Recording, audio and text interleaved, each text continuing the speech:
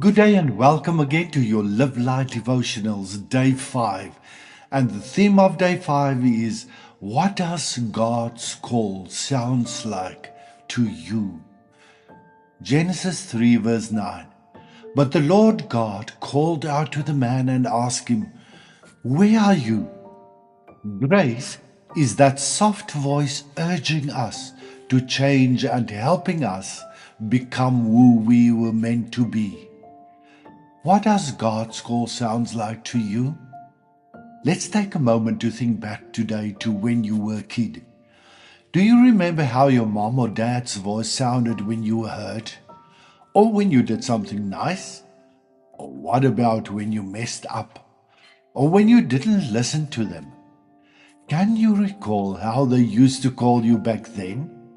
I knew that if I heard my full first name, I was in for some serious trouble.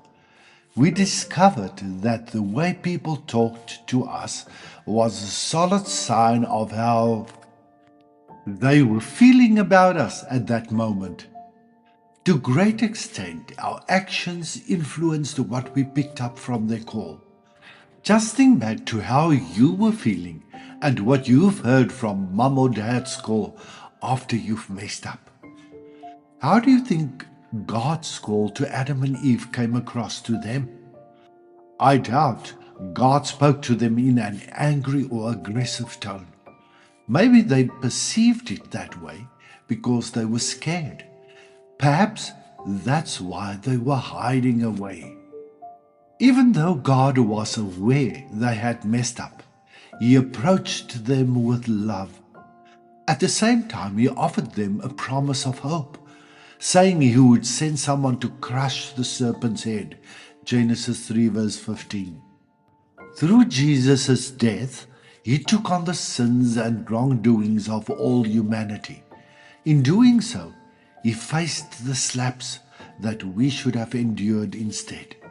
He addressed sin once and for all, and He removed all barriers between Him and us. The veil was torn. Therefore, God's call is different today. We don't have to be scared about our past mistakes anymore. His call is filled with gentleness and love. He doesn't want to punish us. Instead, when we mess up, He wants to guide us through His Spirit, helping us understand what we need to learn and how to get it right next time.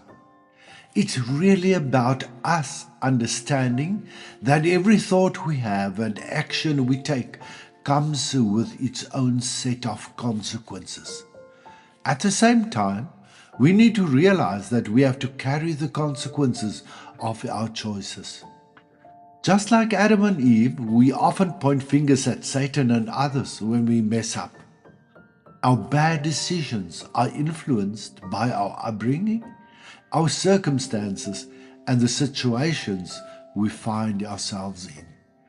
Today, God is calling you with a voice full of love. He wants to help and heal your pain. You don't have to be afraid of Him anymore. In our quiet moments and when we let go in God's loving embrace, we can hear His gentle and caring voice filled with understanding. Something to ponder. Why do you think many of us still see God as this grumpy old man? How do we come to know and understand God for who He truly is? What are you planning to do today to deepen your relationship with God? Thank you, Heavenly Father, for not being angry with me. Thank you, Jesus, for taking my punishment on yourself. Thank you, Holy Spirit, for wanting to guide me in making better choices as I go along. Amen. We don't have to carry anything of our past anymore with us into the future because Jesus took it on Himself. So let's go out there and live lightly with love, peace, and joy, and all the other wonderful blessings He bestowed on us. Have a wonderful day. Love and regards, Shalom Shalom.